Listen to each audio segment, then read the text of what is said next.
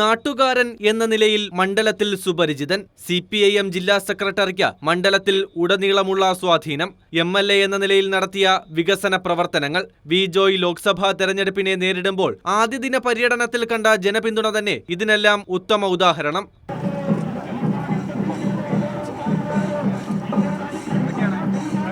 ജനങ്ങളെ ബാധിക്കുന്ന പ്രശ്നങ്ങളും വികസന പ്രവർത്തനങ്ങളും ചർച്ചയാക്കി മണ്ഡലം തിരിച്ചുപിടിക്കുമെന്ന് വി ജോയ്. MPയുടെ സാന്നിധ്യം ഇല്ലാത്ത ഒരു കാലഘട്ടമായിരുന്നു കഴിഞ്ഞത്.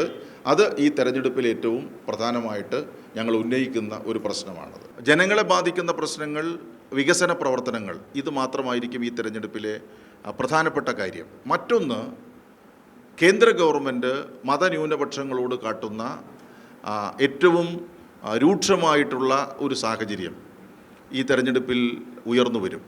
ആ മതന്യൂനപക്ഷങ്ങൾ നിശ്ചയമായിട്ടും ഈ തെരഞ്ഞെടുപ്പിൽ ആ പ്രശ്നങ്ങളെ മുൻനിർത്തി അവർ വോട്ട് ചെയ്യും. അത് ഇടതുപക്ഷത്തിനാണ്. ഇടതുപക്ഷം പാർലമെൻറ്റിൽ ഉണ്ടാകണം, കൂടുതൽ പേരുണ്ടാകണമെന്നുള്ള അവരുടെ ആ ഒരു അഭിപ്രായം, അതിനിത്തവണ ഏറ്റവും കൂടുതൽ ഒരു അംഗീകാരം ലഭിക്കുന്ന തെരഞ്ഞെടുപ്പായിട്ട് മാറും ഈ തെരഞ്ഞെടുപ്പ്. ജോയിയുടെ സ്ഥാനാർത്ഥിത്വത്തിൽ CPIM-നും LDF-നും അഭിമാനമുണ്ടെന്ന് മന്ത്രി വി ശിവൻകുട്ടി. രാഷ്ട്രീയ പൊതുജീവിതത്തിൽ ഒരു ആക്ഷേപത്തിനോ ആരോപണത്തിനോ വിധേയനാവാത്ത വ്യക്തിത്വത്തിന്റെ ഉടമയാണ് Joy.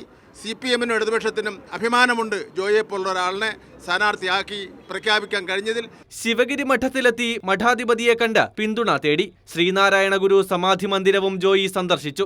MLA OS Ambika, R Ramu, Shailaja Begum തുടങ്ങിയവരും പര്യടനത്തിൽ അണിചേർന്നു. പര്യടനം നടത്തിയിടത്തെല്ലാം കണ്ടത് വൻ ജനപിന്തുണ. ആത്മവിശ്വാസമുയർത്തി പ്രചരണ പ്രവർത്തനങ്ങൾ തുടരുകയാണ് വി ജോയ്.